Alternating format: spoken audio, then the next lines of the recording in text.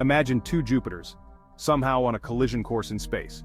First, let's understand the scale of Jupiter. It's massive, really massive. More than twice as massive as all the other planets in our solar system combined. Now, think of the gravitational pull resulting from such a colossal mass. As these two gas giants approach each other, their immense gravitational forces start to interact. Long before they could actually collide, they'd begin pulling at each other's atmospheres.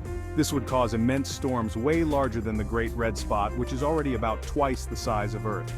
Now, as they get even closer, the real chaos begins. Their gravitational forces would start to distort each other's shapes, turning them from spheres into elongated teardrops.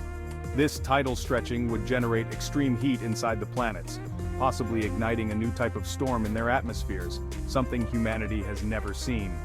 So, what happens when they finally collide? Well, it's a bit anticlimactic because they wouldn't actually smash into each other like rocky planets might. Since Jupiter is primarily made up of hydrogen and helium, they would begin to merge, creating a super Jupiter even more massive, and with potentially a new set of rings formed from the debris of the collision.